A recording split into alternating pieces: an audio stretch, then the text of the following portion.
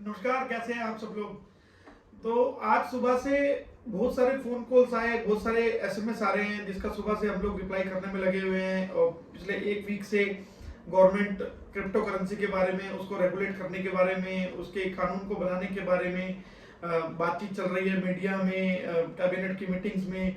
तो उस चीज से रिलेटेड हमने सोचा कि एक वीडियो बनाई जाए और सबको एक बार अच्छे से बताया जाए कि एक्चुअली में ये प्लानिंग चल क्या रही है और ये किस लिए हो रही है, और सरकार के इस कदम को अच्छे से समझा जाए।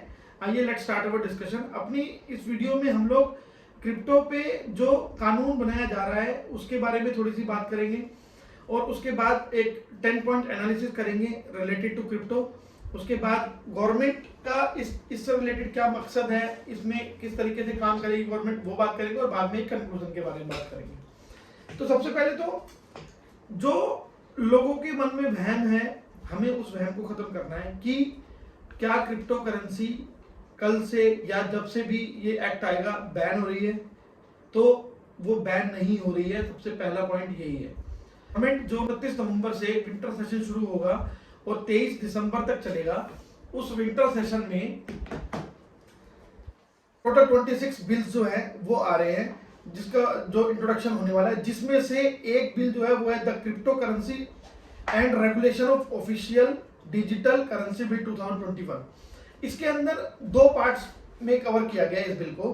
पहला, जितनी भी प्राइवेट क्रिप्टो करेंसीज हैं उन सबको बैन किया जाएगा, राइट। और सेकंड जो पार्ट है वो गवर्नमेंट अपनी खुद की एक रेगुलेटेड क्रिप्टो करेंसी लेके आएगी which is to be regulated by RBI. तो अभी तक जो इंफॉर्मेशन आई है मीडिया में और जो मीटिंग से इंफॉर्मेशन आई है वो यही आई है। अब हम एक 10 पॉइंट एनालिसिस करते हैं क्रिप्टो करेंसी के बारे में, ताकि थोड़ा सा लोगों को पता लगे कि एक्चुअल में होता क्या है और गवर्नमेंट का बेसिकली प्लान क्या है, और इसका पूरे विश्व में, भारत में इसका क्या इम्पैक्ट है, किस तरीके के लोग इसमें इन्वेस्टेड हैं, वो सब पता लगेगा इससे।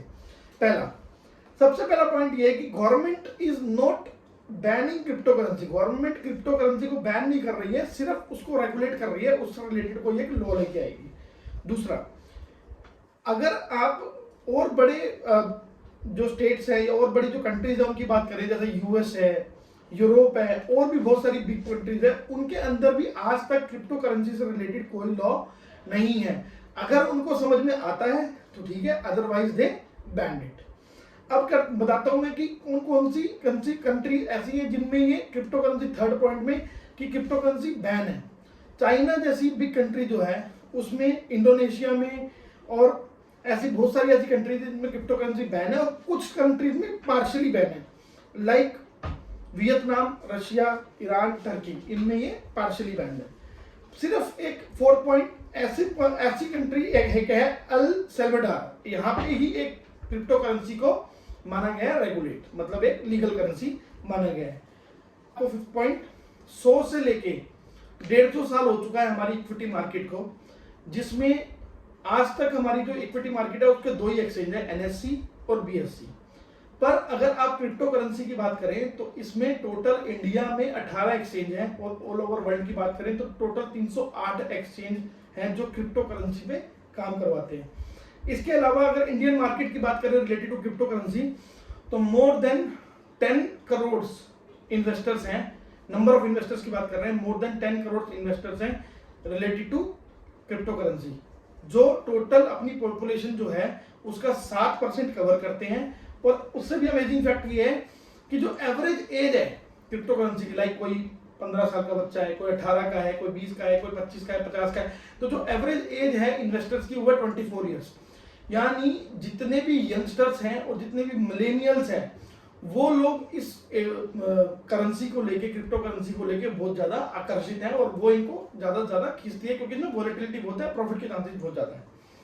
तीसरा, 60% जो इन्वेस्टर्स हैं, मतलब अगर 10 करोड़ टोटल इन्वेस्टर्स हैं उनमें से जो 60% इन्वेस्टर्स हैं वो टायर 2 और टायर 3 जो सिटीज है उसके, मतलब जो दिल्ली है, बेंगलोर है, चेन्नई, कलकत्ता, जितनी भी जो बड़ी जो स्टेट्स हैं उनमें से इन्वेस्टर्स बहुत कम हैं। जो टायर 2 और टायर 3 की जो स्टेट्स हैं या जो सिटीज हैं उनमें ज्यादा इन्वेस्टर्स पाए जाते हैं। और 65% जो एक और फैक्ट है, जो 65% जो इन्वेस्टमेंट लोगों ने करी है, उनकी फर्स्ट जो इन्वेस्टमेंट है वो क्रिप्टो करेंसी है। लाइक अगर हम लोग प्लानिंग करते हैं अपनी इनकम की, तो हम लोग स्टार्टिंग करते हैं जनरली, सबसे इजी मेथड जो है वो फिक्स डिपॉजिट से।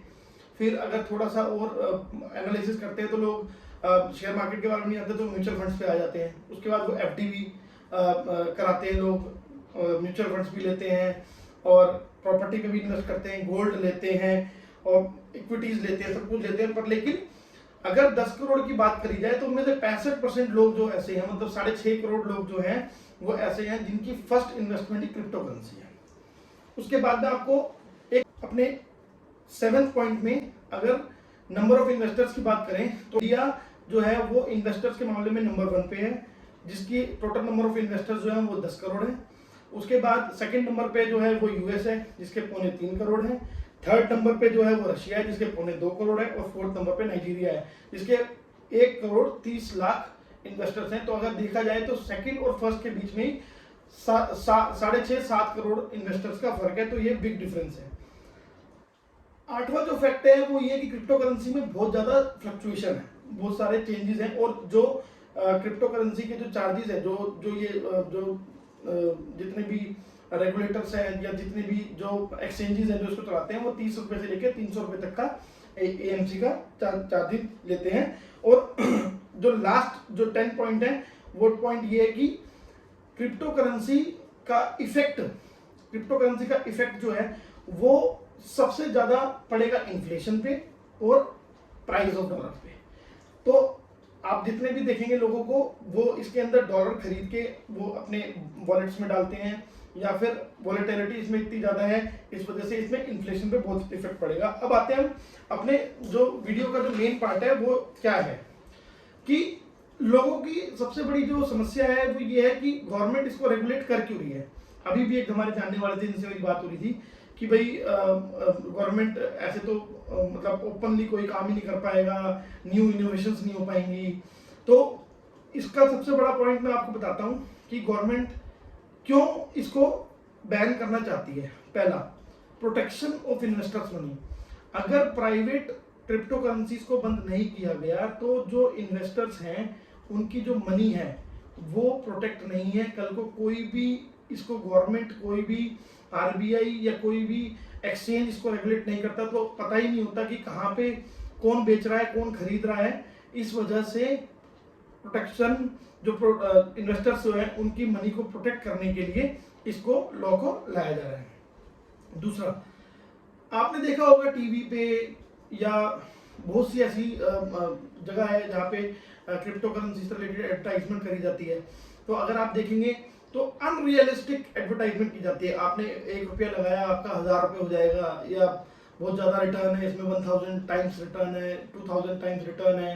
हमने देखा ही है, अगर आप बिटकॉइन का एग्जांपल लें तो 2010 में जब बिटकॉइन आया था तो 75 पैसे का था, और आज के टाइम में हाई 47 लाख रुपीज वो मार चुका है। तो देखा जाए तो रिटर्न बहुत ज्यादा हाई है। तो अनरियलिस्टिक जो एडवर्टाइजमेंट करी जाती है उसको रेगुलेट करना चाह रही है गवर्नमेंट, जिसको रियलिस्टिक में बदलना चाह रही है। तीसरा, अब अगर मैं अभी थोड़ी देर पहले सीएनबीसी आवाज और CNN 18 की एक बहुत खास खबर थी जिसमें सोर्स CNN 18 लिखा हुआ आया था, उसमें ये बताया गया कि बहुत सारी हवाला ट्रांजैक्शंस जो होती हैं और बहुत सारी जो टेरर फंडिंग होती है वो क्रिप्टो करेंसी के थ्रू होती है, तो उसको भी रोकने के लिए और उसकी भी प्रोटेक्शन करने के लिए ये वाला कदम उठाया जा रहा है। और सबसे बड़ी बात, आरबीआई जो है और सेबी जो है वो रॉन्ग क्रिप्टो के लिए वरीड है। दैट मीन अगर मान लो कोई अनऑर्गेनाइज्ड या कोई प्राइवेट क्रिप्टो आती है और वो आके चली जाती है या वो इन्वेस्टर्स का पैसा खराब करके चले जाते हैं, तो उसको रोकने के लिए इस लॉ को लाया जा रहा है। तो बहुत सारी पॉजिटिव भी हैं इस एक्ट को लेके, गवर्नमेंट को लेके, इसमें नेगेटिव ना हो कि। तो इसके अलावा और बहुत सारी पॉजिटिव बातें भी हैं अगर आप क्रिप्टो करेंसी में देखेंगे तो, क्योंकि इसमें बायर्स और सेलर्स जो हैं वो एक दूसरे को नहीं जानते हैं और उनको पता ही नहीं होता कि कौन किसको अपना माल बेच रहा है। तो उसमें क्या होता है कि जैसे आजकल की यंग जनरेशन की करेंसी इसको कहा जाता है, तो यंग जनरेशन की करेंसी इसको कहा जा रहा है। तो यंग जनरेशन जो है वो बहुत रिजर्व है, वो नहीं चाहती कि वो क्या काम कर रहे हैं, उनको रोक टोकना पसंद है। तो इसीलिए क्रिप्टो करेंसी उनके लिए उनको बहुत अट्रैक्ट करती है फॉर इन्वेस्टमेंट डिसीजन। अब मैं आपको वीडियो का ना कंक्लूजन बताता हूँ कि बेसिकली इस वीडियो को बनाने में क्रिप्टो करेंसी के बारे में हमने क्या क्या कंक्लूजन निकाला जिसपे गवर्नमेंट को मेरे हिसाब से लॉ बनाने से पहले ध्यान देना चाहिए और देगी भी। सबसे पहला तो कि प्राइवेट और पब्लिक, अब जैसे अभी न्यूज़ आ रही है कि भाई प्राइवेट जो क्रिप्टो करेंसीज है उनको बैन किया जाएगा। तो फर्स्ट पॉइंट ये है कि गवर्नमेंट को अपने एक्ट में ये डिस्क्राइब करना चाहिए कि प्राइवेट करेंसी कौन सी होगी और पब्लिक करेंसी कौन सी होगी, राइट। दूसरा, अगर आपने कभी ध्यान दिया होगा कि हम लोग हमारे इंडिया में जो करेंसी है, करेंसी का की इन्वेस्टमेंट अलाउड नहीं है, सिर्फ ट्रांजैक्शन अलाउड है। फॉर एग्जांपल, अगर हम लोग कहीं इंडिया से बाहर जाते हैं या कहीं भी जाते हैं ट्रैवल करने के लिए, तो हम उस करेंसी, उस एरिया, उस कंट्री की करेंसी को यहाँ पे बाय करते हैं और वहाँ पे जाके उसको यूज करते हैं। तो ये होता है ट्रांजैक्शन। हम उस करेंसी में इन्वेस्ट नहीं कर सकते, हम उस करेंसी को आज के टाइम में खरीद के नहीं रख सकते फॉर लॉन्ग टर्म पर्पस के लिए। हम सिर्फ उसको खरीद के और यूटिलाइज कर सकते हैं for that country. This is called transaction. तो गवर्नमेंट को अपने एक्ट में ये चेंज करना, ये डिस्क्राइब करना है कि that bitcoin is to be used as transaction और इन्वेस्टमेंट पर्पस। तीसरा, जो ओल्ड इन्वेस्टर्स हैं आज के टाइम में अगर आप देखेंगे तो इंडिया में मतलब जो जितना पैसा पूरे लगा हुआ है वो है 6 लाख करोड़ रुपीस जो लगा हुआ है, मतलब 6 ट्रिलियन करोड़ रुपीस लगा हुआ है आज के टाइम में क्रिप्टो करेंसी में। तो वो जो क्रिप्टो करेंसी, वो जो ओल्ड इन्वेस्टर्स है जिन्होंने ऑलरेडी पहले से इन्वेस्ट कर रखा है, उनके पैसे का क्या होगा? क्या उनको एग्जिट करने के लिए टाइम दिया जाएगा या उनको कहीं पे इंफॉर्मेशन देनी पड़ेगी इससे रिलेटेड? तो उसके लिए भी इस चीज की क्लैरिफिकेशन एक्ट में आनी जरूरी है। उसके बाद कौन रेगुलेट करेगा? भाई सेबी रेगुलेट करेगी इसको या आरबीआई रेगुलेट करेगा या कोई अलग से कोई एक्सचेंज बनाया जाएगा वो जो सिर्फ क्रिप्टो को ही रेगुलेट करेगा? तो वो भी इस एक्ट में आना बहुत जरूरी है। उसके अलावा गवर्नमेंट क्रिप्टो को क्या मानती है, ये बहुत इंपॉर्टेंट फैक्ट है। आइदर इन्वेस्टमेंट पर्पस से मानती है या ट्रांजैक्शन पर्पस से मानती है, मैंने बताई दिया। ऊपर से टैक्स की पोजीशन, भाई जैसे you all know very well, chartered accountant, तो हम टैक्स पर्पस से हमेशा देखते ही हैं। तो टैक्स की का इम्पैक्ट क्या होगा इसमें क्रिप्टो करेंसी में, वो भी आना बहुत इंपॉर्टेंट है कि शॉर्ट टर्म कैपिटल गेन लगेगा, लॉन्ग टर्म कैपिटल गेन लगेगा, या आप क्रिप्टो को खरीदते से, हम कोई करेंसी अपने इंडिया में खरीदते हैं कोई बाहर की, तो उस पर टैक्स नहीं है तो वो टैक्स नहीं लगेगा, या उस पर जीएसटी लगेगा, या कोई भी इन्वेस्टमेंट होगी, या फिर टैक्स फ्री होगा। टैक्स फ्री होने के चांसेस बहुत कम है, तो वो सब भी टैक्स का भी इम्प्लीकेशन इसमें देनी पड़ेगी। तो आई थिंक मैं अपनी इस वीडियो में पूरा कंसाइज कर पाया हूँ कि बेसिकली गवर्नमेंट चाहती क्या है, क्रिप्टो होता क्या है। और हमने अपनी चैनल पे क्रिप्टो करेंसी पार्ट 1 और पार्ट 2 करके भी 2 वीडियो डाल रखी हैं, जिसमें हमने क्रिप्टो करेंसी की पूरी हिस्ट्री और क्रिप्टो करेंसी के बारे में, और क्रिप्टो करेंसी कैसे आती है, उसका टैक्सेशन इम्पैक्ट अगर लॉन्ग टर्म और शॉर्ट टर्म हो तो, या उसका बुक्स पे क्या इम्पैक्ट आता है, हमने सब कुछ पहले से एक्सप्लेन भी कर रखा है। हम इस वीडियो के भी लिंक में नीचे डालेंगे दोनों वीडियोस के लिंक, अगर आप वो पहले देखिए और उसके बाद इस वीडियो को देखिए तो आपको काफ़ी कुछ क्रिप्टो करेंसी के बारे में समझ में आएगा। तो hope this video will works and आपको बहुत अच्छी लगी हो। Thank you for the end.